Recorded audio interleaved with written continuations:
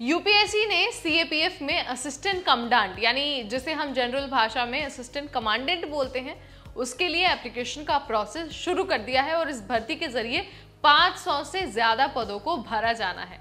तो अगर आप सीएपीएफ पे असिस्टेंट कमांडेंट बनना चाहते हैं या फिर असिस्टेंट कमांडेंट बनना चाहते हैं तो आप अभी ऑफिशियल वेबसाइट पर जाइए और जाकर अपना फॉर्म भर दीजिए, यानी कि upsconline.nic.in। यहीं पर आपको एप्लीकेशन का फॉर्म भरना है और याद रखना है कि 14 मई के बाद आपको दोबारा मौका नहीं मिलेगा फॉर्म भरने का।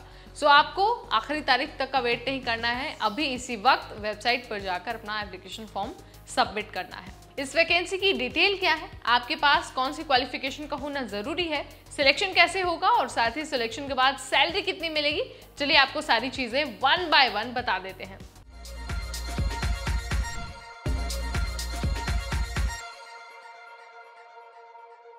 हाय एवरीबॉडी, मैं हूं नेहा आपके साथ और सरकारी नौकरी वाले सेगमेंट के साथ एक बार फिर से हाजिर हो गई हूं और आज बात हो रही है सीएपीएफ में असिस्टेंट कमांडेंट पदों पर भर्ती के बारे में।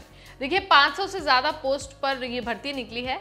अगर मैं नंबर ऑफ पोस्ट की बात करूँ ना तो बीएसएफ में 186 पोस्ट होंगे, सीआरपीएफ में 120 पोस्ट, सीआईएसएफ में 100 पोस्ट, आईटीबीपी के लिए 58 पोस्ट, एसएसबी के लिए 42 पोस्ट रखे गए हैं। यानी इस भर्ती के जरिए इन फोर्सेस में इतने पदों पर भर्ती होने वाली है।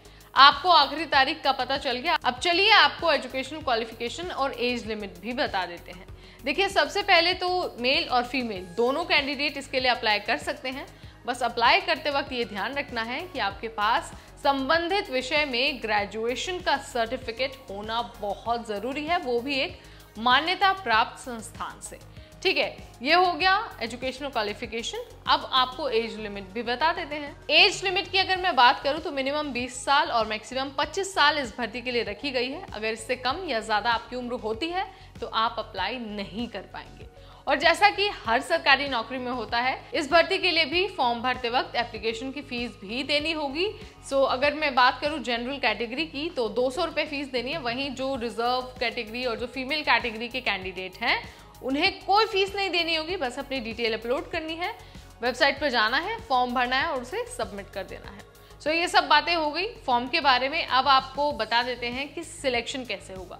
देखिए सिलेक्शन के लिए सबसे पहले रिटन एग्जाम देना होगा, उसके बाद फिजिकल टेस्ट होगा, फिर होगा इंटरव्यू और उसके बाद एक मेरिट लिस्ट तैयार की जाएगी और उसमें जिसका नाम होगा उसी को ज्वाइनिंग लेटर भेजा जाएगा। सो सिलेक्शन की बात हो गई, अब बात कर लेते हैं सबसे इंपॉर्टेंट सेगमेंट यानी कि सैलरी के बारे में।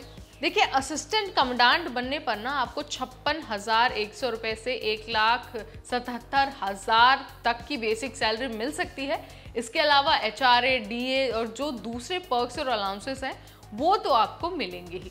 अगर आपको इस भर्ती के बारे में और डिटेल हासिल करनी है, एलिजिबिलिटी क्राइटेरिया के बारे में जानना है या फिर आपको एज लिमिट या किसी भी चीज़ के बारे में जानना है ना, आप एक बार यूपीएससी की ऑफिशियल वेबसाइट पर जाकर डिटेल नोटिफिकेशन चेक कर सकते हैं और उसे डाउनलोड करके पढ़ सकते हैं।